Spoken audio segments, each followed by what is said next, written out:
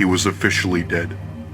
The people in chat started complimenting the torture, talking about how it had been another good time, starting to set a date for the next showing.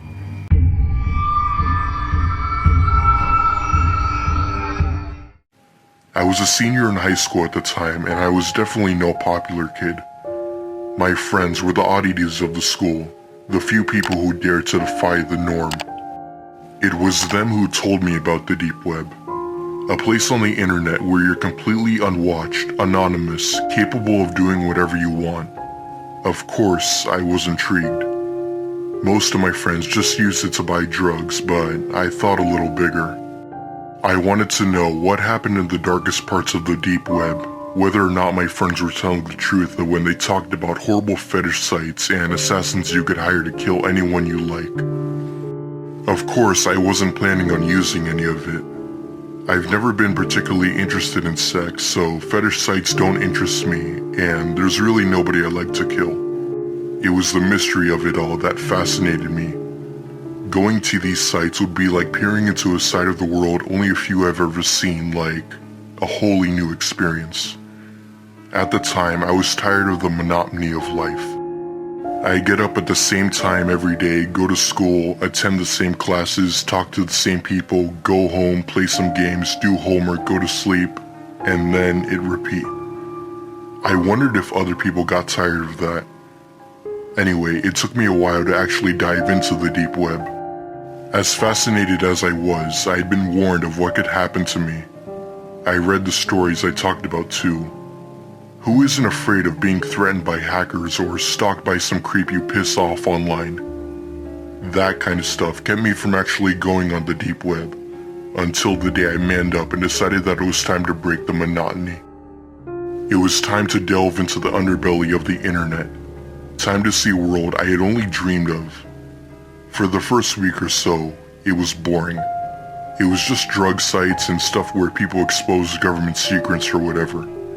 Nothing as dark as I expected. I don't even do drugs, so that was useless to me, and I wasn't into politics. There wasn't really much I was into back then, so I was disappointed.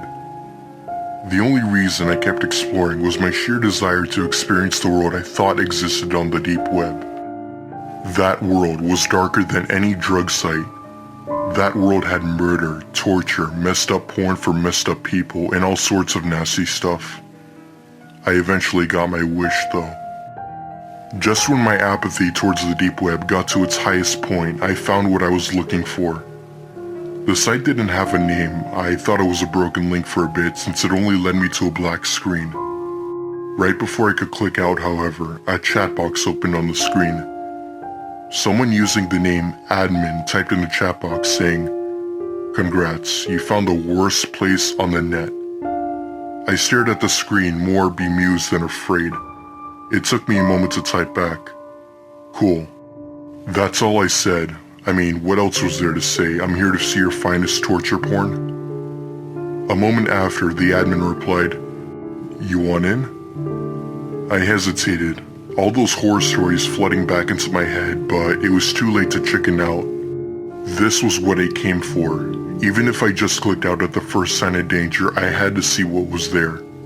I had to break the monotony. I had to know. I hastily typed back, not allowing myself to stop. "Yeah." The chat box closed and I was led directly. A man was shoved inside, blindfolded and naked, except for a pair of black briefs. He was followed by a woman, this one dressed in all black. Her face was covered by a mask. In an instant, the chat room went wild.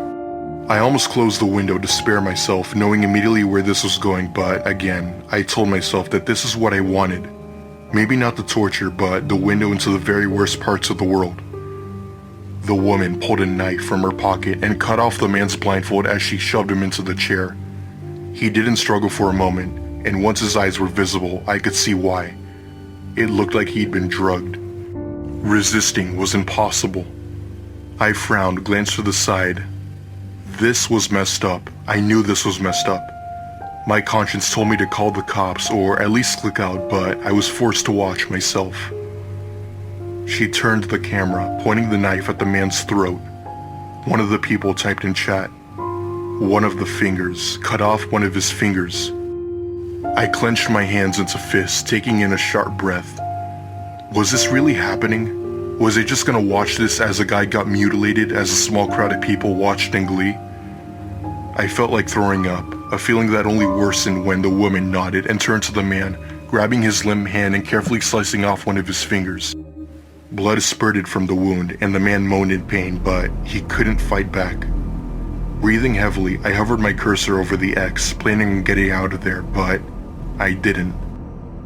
The woman looked unimpressed, as if she thought the people in chat could do better.